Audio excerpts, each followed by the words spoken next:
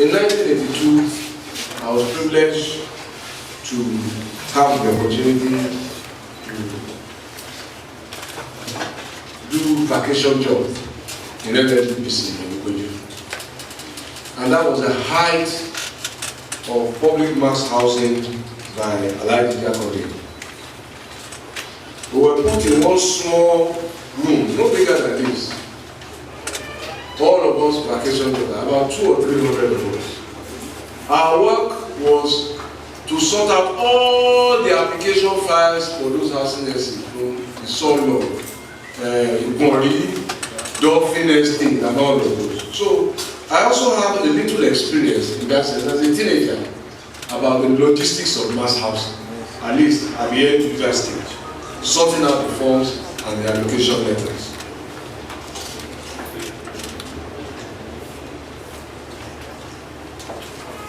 I've also been a tenant, and I know the pressure and the anxiety that comes when rent is about to fall due. I know how landlords perhaps first issue you with a notice to quit, when really the end game is that he just wants to increase rent.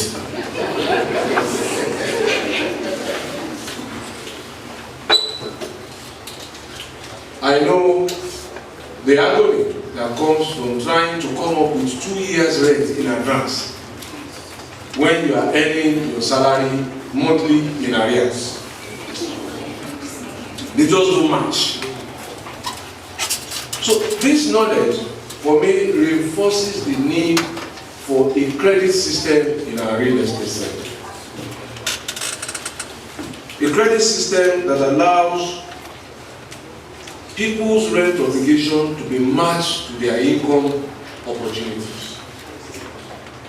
So in other parts of the world, you will find out that people pay weekly rent and they get weekly pay. People pay monthly rent and they get monthly pay. And in some cases, people pay half yearly in arrears, not in advance, because their contracts stipulate that they are paid half yearly. If we could develop that, we will ease a lot of pressure in our society. A lot.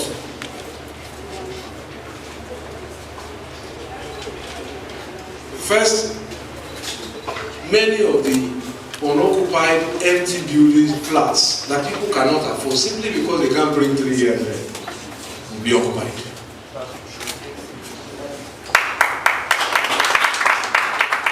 And that is not government's responsibility. We tried here to reduce the rent from 3 years to like 1 year. It was a step in direction, but did the landlords agree? No. And some of them are here. Yes, sir.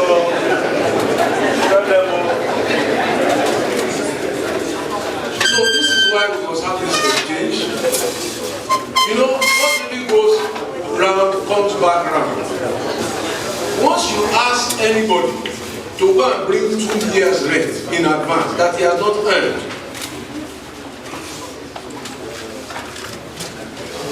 you are also putting yourself in trouble. Let me tell you how. First of all, that person will find the money and you will collect it. He has removed it from somewhere. Maybe it is children's school fees that he was planning. Maybe it is family money that he was supposed to keep. Maybe it is money that he's holding for traders at job. If he can't pay, do you know how many people will get into trouble? Maybe he has had to go and borrow at high interest. And he's a mechanic. He will find all sorts of ways to make it up. Your car may be one of those ways. He has to even it out. Somehow. So all of us who do that ultimately pay the price.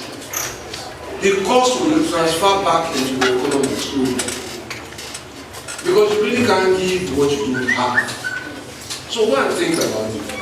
I know that some of the reasons why we do this is also the experience we have with some very bad tenants. first rent is top of the world to get them out. But I think that there's a middle ground that we must explore.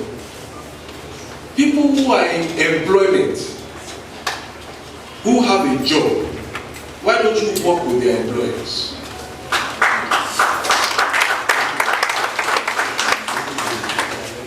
To say that, look, if you guarantee me that you will deduct this man's rent every month and send it to my account, I will allow him to pay in arrears. It frees up a lot of pressure. And if you sack him or he leaves, you have an obligation to quickly alert me so that I know that that credit system has to be in arrears. Think about it. It's a possible solution.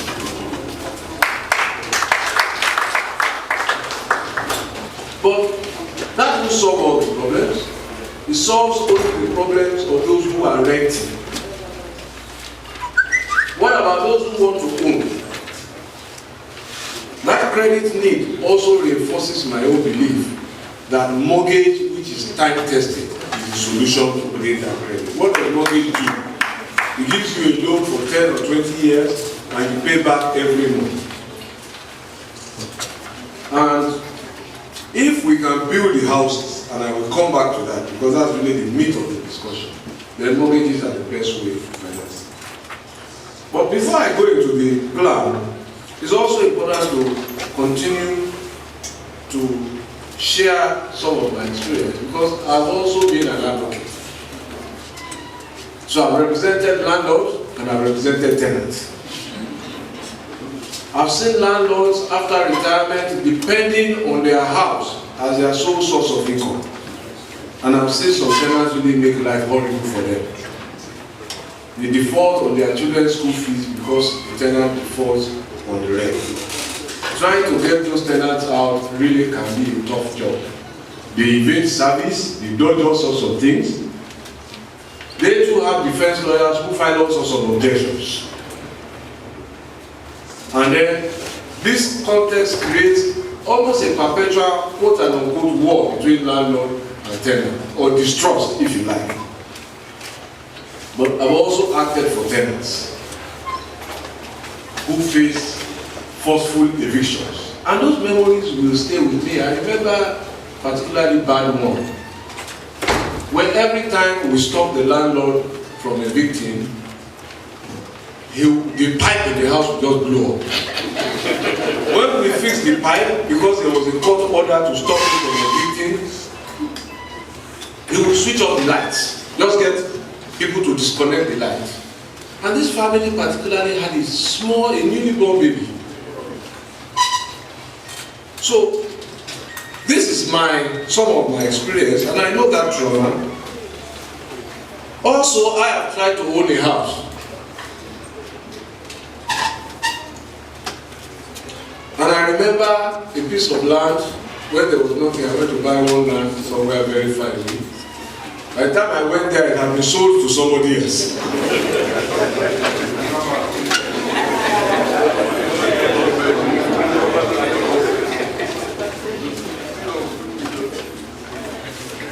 I also remember one very catchy advert that said, look, if you save 50,000 naira, we will lend you, I think it was 250,000 naira. So I started to save. Remember that fella song, save under cooking pot? I saved everywhere. When I hit the 50,000 target, I now went to the bank. I said, yeah, I have an allocation for flat. And they said, no, that you must go and bring collateral. So I don't have land, that's why we are here. They say, well, we are not sure that you can pay back. I know how very, very humbling and disappointed I felt that day. So I know that as well, and that can be the story of some of us who are here. I also recall that in my effort to own a house, I paid for some government schemes in the hope that they would be built. They were cancelled, and really, my money hasn't come back, even as I speak today.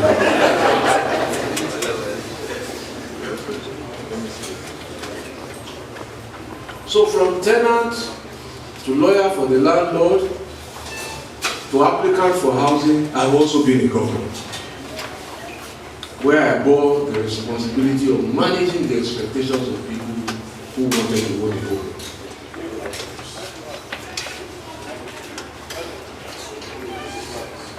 So, and they were looking for affordable housing, which we will talk about.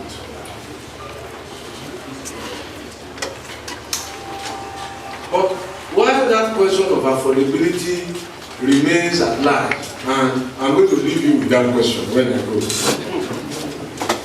we succeeded between 2014 and 2015 in putting 200 flats on the housing market every month in this state. There is no country in Africa, to my knowledge, no state in Africa, to my knowledge, that could deliver just 200 flats every month. But we did it here. And some of the people who helped to do it are in this room. Especially Biodun Oki, who was MD at SGPC at the time. And incidentally, part of the experience is that he's now my special advisor on housing, on works, and on housing, sorry. Femi is the other one. So, but that's what happened. And we did that thing then at a mortgage of 10 years with a maximum interest of 9.5%. And we use taxpayers' money. So to get $1 now, you have to run like almost 340 or close to 400 times. But that will get better. Don't pray. You have to work. This is one of the things that can make it better. And I will explain why. Now, one other thing I was told about the National Housing Program by President Shagari was that it was all really a block of flats, and they did not capture the diversity and the different weather and cultural conditions in Nigeria. And because of that, people really didn't accept it nationally. Some parts did, some parts did not. I've learned that. So whatever the situation, I think that we must salute the courage and the service of those two great men for even daring to try.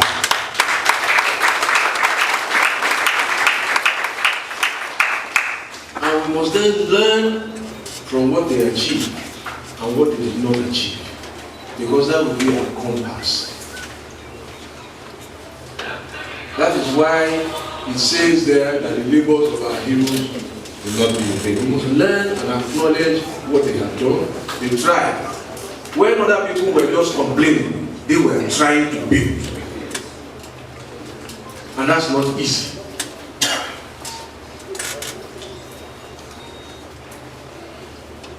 I agree that it is difficult, if it is not impossible, for government to provide all housing solutions that covers all diverse types of demand. Some people want a duplex, some people don't want to live with people, they want a detached house, some want a semi-detached house, some want to even build their home by themselves. Some want flats, some don't want.